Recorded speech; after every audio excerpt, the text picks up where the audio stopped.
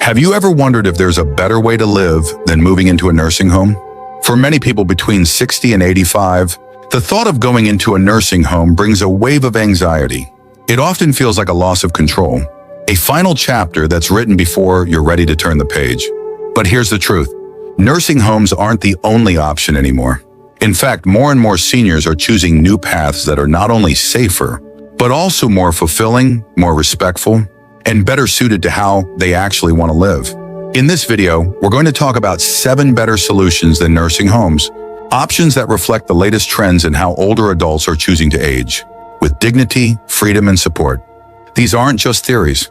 These are real choices people are making today, and maybe by the end of this video, you'll find one that feels right for you or someone you care about. Stick around until the end, because what you'll hear may just shift how you think about your future and give you more control than you ever thought possible. Some of these ideas are simple, some are surprising, but all of them are focused on one thing, helping you live the way you want on your terms. And if you haven't subscribed yet, I recommend you subscribe and turn on the bell so you don't miss any videos. We bring you practical, empowering content, designed especially for people in this stage of life. You deserve options, and that's exactly what you're about to get. Number 1, staying in your own home with in-home care. One of the most powerful choices you can make as you get older is simply to stay where you are, right in the home. You know and love, but with the right support in place. Many seniors are turning to in-home care not because they can't live alone, but because they want to live well. The idea isn't about losing independence. It's about enhancing it with just enough help to keep everything manageable. This kind of care can include anything from help with cooking, light cleaning, and errands to more personal care, like bathing, dressing, or taking medications on time. For a lot of older adults, being able to sleep in their own bed, sit in their favorite chair, and water their own plants means everything. It's not about luxury. It's about familiarity and control. And these things can make a huge difference in mood, mental clarity, and overall health. Psychologically, the impact of staying in your own home is profound.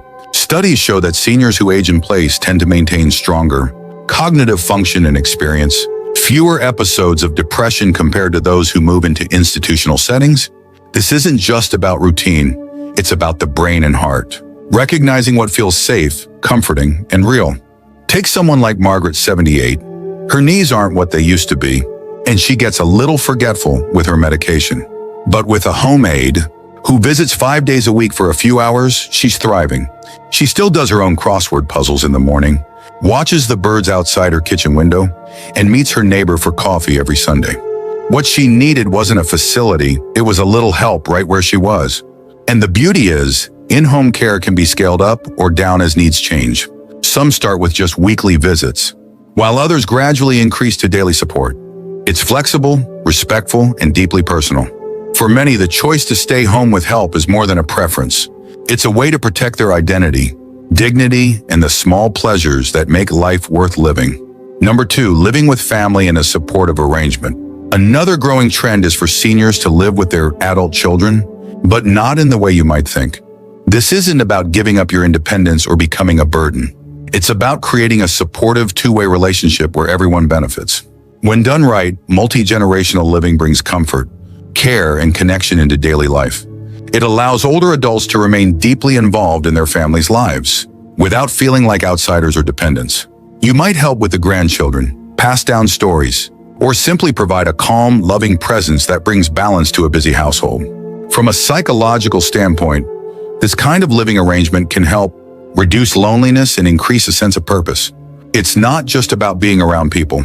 It's about being needed, heard, and appreciated. And that matters a great deal more than many realize. But here's the key, this only works when boundaries, space, and respect are clearly set. The most successful arrangements are those where each generation honors the needs of the other. You're not moving in to be taken care of. You're moving in to be part of a shared life. Let me tell you about James, who's 81. After his wife passed, his daughter invited him to live in a converted space above their garage. He has his own entrance, kitchenette, and schedule, but he also gets to eat dinner with the family when he wants, watch his grandson's baseball games, and share life without sacrificing his peace. For James, that changed everything. Financially, these arrangements can also ease the pressure on both ends. Sharing a household cuts down on costs, and sometimes even opens the door to government support or tax benefits. But beyond the numbers, there's a sense of safety that comes with knowing you're not alone if something goes wrong. If you're still watching this video and finding these insights valuable, please comment number 2 below to let me know you're here. And if you haven't subscribed yet, I recommend you subscribe and turn on the bell so you don't miss any videos. Your support helps us continue creating good content to inform and inspire you. Now let's move forward. Number 3, aging in place with smart home modifications. One of the most empowering solutions seniors are turning to, instead of nursing homes, is aging in place with a little help from smart planning and thoughtful technology. It's not about staying put out of stubbornness. It's about reshaping your space so it works with you, not against you. We're seeing more and more older adults install stair lifts, non-slip flooring, walk-in tubs, grab bars, and motion sensor lighting, not because they're giving up, but because they want to keep moving safely and independently in their own homes. It's a shift in mindset. Aging in place doesn't mean ignoring change. It means planning for it so you can keep living your life on your own terms. And then there's technology. Voice-controlled assistants, medical alert systems, video doorbells, and even automated medication dispensers are helping seniors live alone while still staying connected and secure. These aren't luxury items anymore. They're tools for dignity. Psychologically, aging in place protects something priceless: your sense of identity. You stay surrounded by your things, your smells, your history. You sleep in your own bed. That kind of continuity can ground you in a way no institutional setting ever could. Linda, 79, remodeled her home after a fall. At first, she felt embarrassed, like it was a sign she was getting old. But after just a few weeks, she told me she felt freer than she had in years. She could shower without fear, get around without asking for help, and go about her day without second-guessing herself. For families, supporting a loved one's choice to age in place can be a beautiful act of respect. It says, we trust you. We believe in your strength. And we're here to help you live where you feel most like yourself. It's not the easiest path, but it's often the most meaningful. When done with foresight and support, aging in place can bring back something that too many older adults feel slipping away control. Shall we keep going? Number 4, multi-generational living with clear boundaries. Another alternative that's gaining momentum, especially in tight-knit families, is multi-generational living. Now, this isn't the old-fashioned idea of moving in with your kids and just becoming the built-in babysitter or house help. The key word here is boundaries. Done right, living with family can actually strengthen relationships rather than strain them. It offers daily companionship, shared responsibilities, and emotional support. That's hard to find in institutional settings. But without intentional structure, it can lead to resentment, exhaustion, and a loss of identity. The most successful examples I've seen start with open conversations. What are everyone's expectations? Who's responsible for what? What private space is guaranteed for the senior? And just as important, what time and space is off limits to others? Think of it as co-living, not caretaking. Seniors in these homes often help with light chores, offer wisdom to grandkids, or simply bring a calming presence to a busy household. They're not sidelined.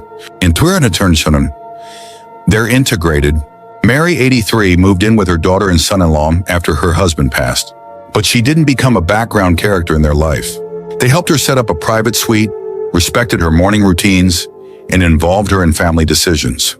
They even made her the official storyteller for their children's bedtime. She says she feels needed but not used, supported but not smothered. From a psychological standpoint, multi-generational homes can help seniors feel connected and purposeful, but they also demand mutual respect, patience, and the humility to admit when things aren't working and need adjusting. This isn't about going back to the old way. It's about creating a new way that blends tradition with modern understanding of boundaries and emotional health. If you're still watching this video and finding these insights valuable, please comment number 4 below to let me know you're here. And if you haven't subscribed yet, I recommend you subscribe and turn on the bell so you don't miss any videos. Your support helps us continue creating good content to inform and inspire you. Now let's move forward. Number 5, independent living communities with on-demand support. A lot of folks think the only options are staying home alone or going into a nursing facility. But there's a sweet spot in between, independent living communities that offer freedom with backup, not babysitting. These communities are designed for older adults who can mostly take care of themselves, but want to be somewhere that understands and respects their stage of life. You live in your own space, usually a small apartment or a cottage, But you've got access to support when you choose, not because someone is checking in every hour. Meals, they're available but optional. Social events, they're if you want them. Help with errands or small medical needs? Just a call away, but not breathing down your neck. That's the beauty of it. The big draw is community.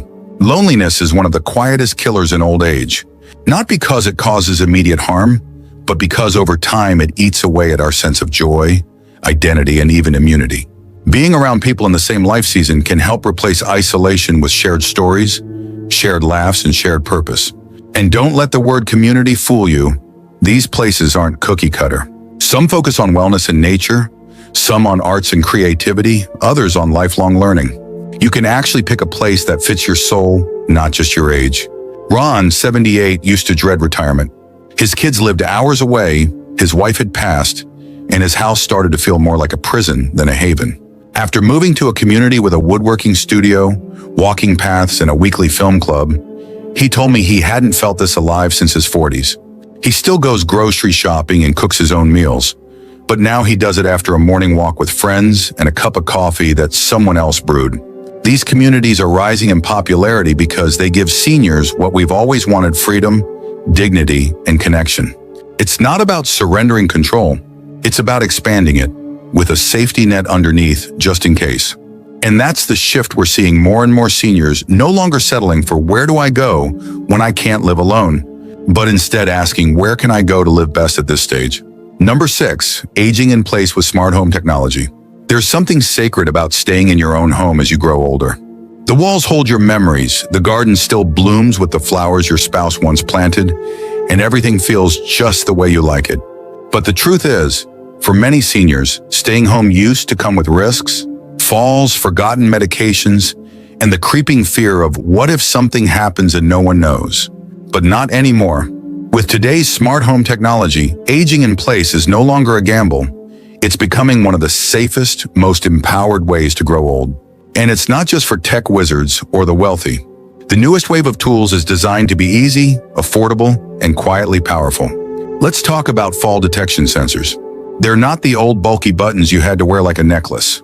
These new systems can be installed in your walls or ceilings, detecting motion and alerting family or emergency services if you take a tumble. No button pressing needed, just safety quietly watching over you. Then there are medication reminders that talk to you gently through your speakers, or even dispense the pills for you at just the right time. If you forget, your daughter might get a text so she can check in without nagging you. Smart lights that turn on when you walk into the bathroom at night, reducing falls. Smart thermostats that make sure you don't wake up in a freezing room. And even fridges that remind you when food's about to go bad. It's not about replacing your independence, it's about reinforcing it. Harold, 81, lives alone after his wife passed. His son was nervous about him staying home, but after installing a smart hub, motion sensors, and a medical alert watch, the whole family felt peace of mind. Harold didn't feel watched, he felt respected. And that right there is the heart of it. You're not giving up privacy. You're getting back freedom. You're not just managing alone. You're living with confidence. That's the power of using modern tools to stay where your heart is, without putting your safety at risk. If you're still watching this video and finding these insights valuable, please comment number 6 below to let me know you're here. And if you haven't subscribed yet, I recommend you subscribe and turn on the bell so you don't miss any videos. Your support helps us continue creating good content to inform and inspire you. Now let's move forward. Number 7, intergenerational living communities. There's a quiet revolution happening in how seniors are choosing to live, and it's not about isolation or silent hallways.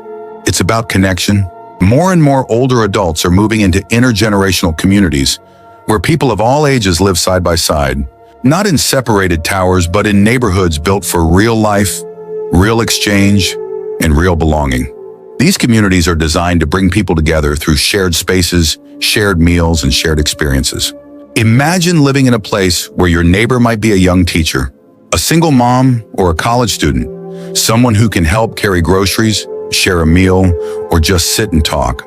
In return, your stories, your wisdom, and your presence bring something grounding and irreplaceable to their lives.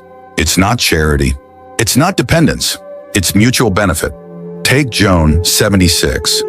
She moved into one of these communities in Oregon, where high school students live in dorm-style housing nearby.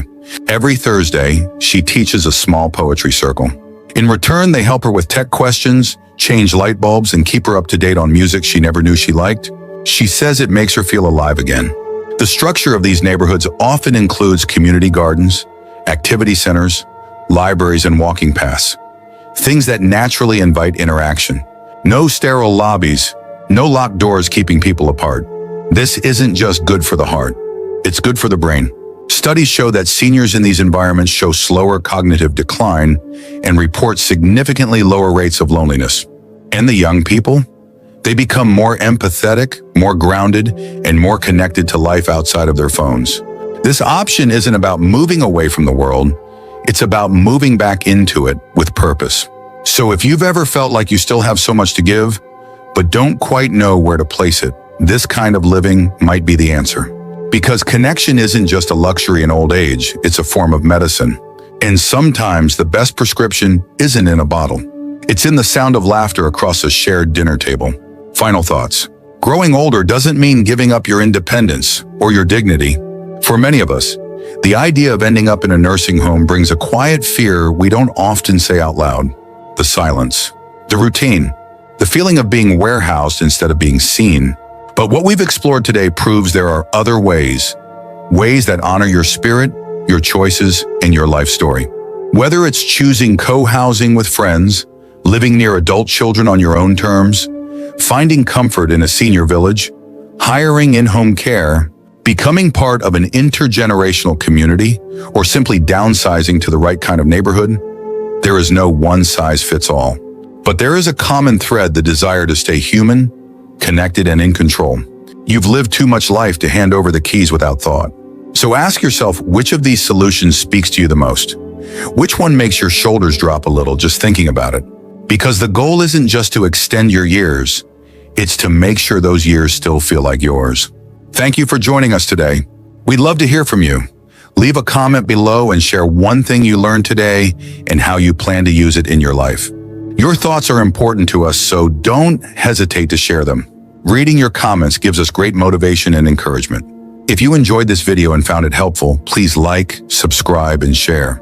Your support helps us continue creating good content to inform and inspire you. Thanks for watching, and we look forward to seeing you in the next video.